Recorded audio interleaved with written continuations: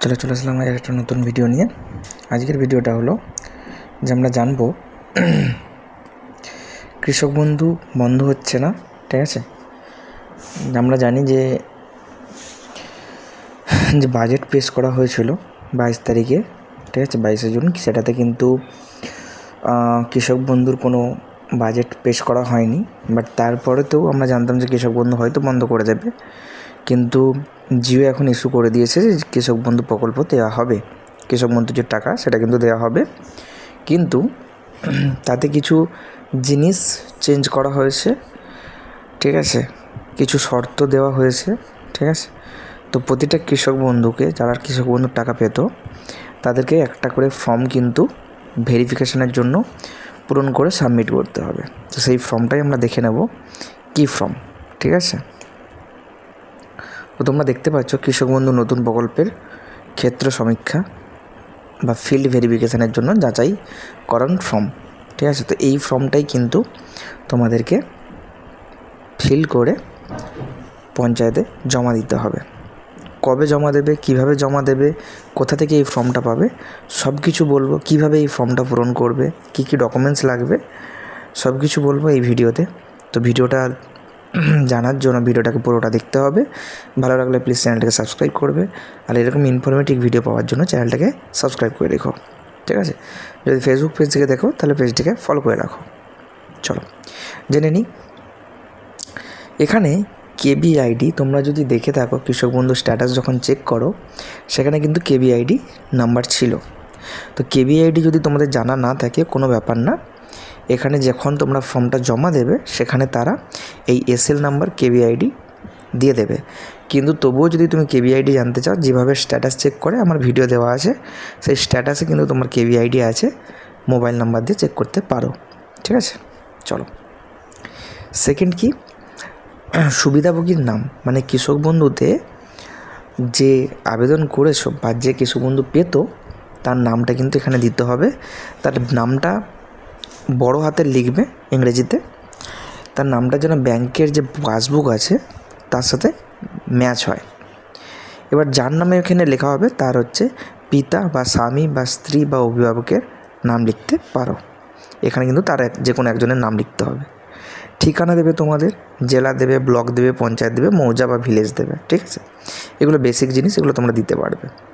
ব্যাংকের বিবরণ বলতে গেলে ব্যাংকের শাখার নাম দেবে, আইএফসি কোড দেবে, ব্যাংকের অ্যাকাউন্ট নাম্বার দেবে, আধারের সাথে যে মোবাইল নাম্বারটা যুক্ত আছে সেই নাম্বারটা দেবে এখানে, ঠিক আছে।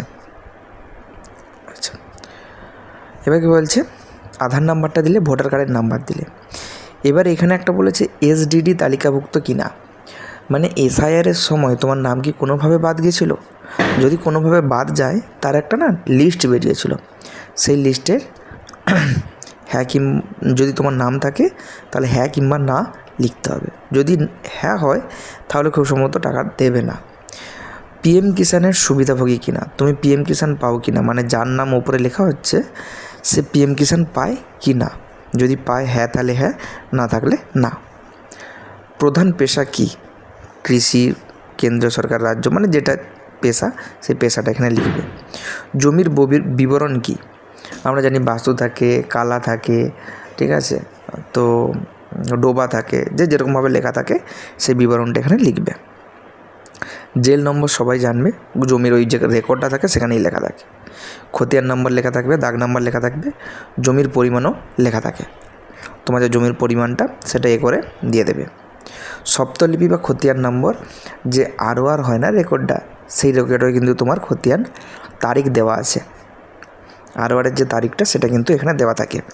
তোমাদের যদি না বুঝতে পারো, যেখান থেকে জমিটা রেকর্ড হয়েছে সেখানে সেই অফিসে চলে যাবে, সেই রেকর্ড অফিসে, তারা কিন্তু তোমাকে বলে দেবে। তা নাহলে রেকর্ডটা লেখা থাকে তারিখটা। আচ্ছা, জমির দখলের ধরন, মানে দখলের ধরন বলতে গেলে তুমি কীভাবে জমিটা পেয়েছো, কিনেছো না যে পরম্পরা উত্তরাধিকারী হিসাবে পেয়েছো, হস্তান্তর হয়েছে না অন্যান্য, কীভাবে পেয়েছো, ঠিক আছে। মানে কীরকম তুমি কিনেছো না কেউ মারা গিয়েছিলো, মানে দাদু বা বাবা মারা যাওয়ার পরে যে জমিটা আসে তোমার নামে সেটাতে এসেছিলো, না কেউ ট্রান্সফার করেছে তোমাকে, না আদার্স, ঠিক আছে। যেভাবে পেয়েছো সেটা এখানে লিখে দেবে। আচ্ছা, আয়কর প্রদানকারী কি না, মানে তুমি ইনকাম ট্যাক্স দাও না দাওনি। ধরো তুমি যদি ফার্মার হও বা কৃষক হও, ইনকাম ট্যাক্স হয়তো দাও না। যদি ইনকাম ট্যাক্স দিয়ে থাকো তাহলে এখানে ইয়েস করবে, তা নাহলে নো। আচ্ছা, এবার কি হয়েছে, সেখানে যদি তুমি ধরো তুমি যদি স্বামী হও তাহলে এখানে স্ত্রীর নাম লিখবে, যদি স্ত্রী হও তাহলে স্বামীর নাম লিখবে। ঠিক আছে, তাহলে আমরা ধরে নিই স্বামী পাচ্ছিল, তাহলে এখানে স্ত্রীর নাম লিখবে, স্ত্রীর ব্যাংকের ডিটেলস লিখবে, ব্যাংকের শাখার নাম, আইএফসি কোড, ব্যাংকের অ্যাকাউন্ট নাম্বার, আধার কার্ডের সাথে মোবাইল নাম্বার যুক্ত, আধার নাম্বার, ভোটার নাম্বার। ঠিক আছে, এখানটা কিন্তু যদি উপরে স্বামীর নাম লিখো তাহলে এখানে কিন্তু স্ত্রীর বিবরণ হবে, আর যদি উপরে স্ত্রীর নাম থাকে তাহলে এখানে কিন্তু স্বামীর বিবরণ হবে। ঠিক আছে, তাহলে ভোটার কার্ড হলো কেবিএন সুবিধাভোগী কিনা, মানে তুমি কৃষক বন্ধু সুবিধাভোগী কিনা, ঠিক আছে, বেনিফিশিয়ারি কিনা, ইয়েস অর নো। সেম এএসডিডি তালিকায় নাম আছে কিনা, যদি ছিল তো হ্যাঁ, যদি না থাকে তো না। পিএম কিষাণ পায় কিনা, ঠিক আছে, প্রধান পেশা কী, এগুলো লিখে দিলে। লিখে দেওয়ার পরে এখানটাতে যদি সই করতে পারো সই, তা নাহলে টিপছাপ দিয়ে দেবে। এবারে তোমাকে এখানটা কেটে দেবে, অফিসের যাকে জমা দেবে তার তোমার নাম লিখবে, এখানে এসএল নাম্বার কেবিআইডিটা দিয়ে স্বাক্ষর করে তোমাকে এই জিনিসটা কেটে দিয়ে দেবে। ঠিক আছে, এখানে একটা সই করে দেবে তারা। ঠিক আছে, তো এই হলো তোমার ফর্ম পূরণ। এই ফর্মটা কিন্তু পূরণ করে তোমাদেরকে প্রতিটা কৃষক বন্ধু যারা যারা কৃষক বন্ধু পায় তাদেরকে কিন্তু জমা দিতে হবে। ঠিক আছে, এবার এই ফর্মটা পাবে কোথায়? আমরা যখন দেখেছিলাম কৃষক বন্ধু যখন প্রথম স্টার্ট হয় তখন কিন্তু গ্রাম পঞ্চায়েতে একটা সভা বসেছিল এবং সেখানে ফর্ম পাওয়া যাচ্ছিলো এবং সেখানেই কিন্তু এই ফর্মটা পূরণ করে জমা দিতে হবে। সেম আমরা বলে দেবো যে তোমাদের গ্রাম পঞ্চায়েতে কবে এই সভাটা বসবে এবং সেখানেই তোমরা ফর্মটা পাবে, সেখানে ফিল করবে, ফিল করে কিন্তু জমা দেবে, ফিল করে জমা দিয়ে দেবে সেখানে। এবার এর সাথে সাথে কী কী ডকুমেন্টস লাগবে সেটা আমি তোমাদের বলে দিই। এর সাথে সাথে তোমাদের ডকুমেন্টস যেগুলো লাগবে সেগুলো হলো মানে আধার এবং ভোটার কার্ডের জেরক্স। ঠিক আছে, আধার এবং ভোটার কার্ডের জেরক্স দুজনেরই, স্বামী স্ত্রী দুজনেরই লাগবে। ঠিক আছে, ফটো লাগবে, আর তোমার যে ওই রেকর্ড ছিল সেই রেকর্ডটা লাগবে, রেকর্ডের ছবিটা, আর দুজনেরই ব্যাংকের পাসবুকের ছবি লাগবে। ঠিক আছে, এবার যেসব জেরক্সগুলো দেবে সেসব জেরক্সের যার যেটা সেটাতে কিন্তু তোমরা সিগনেচার করে দেবে। ঠিক আছে, সেলফ অ্যাটেস্টেড বলে।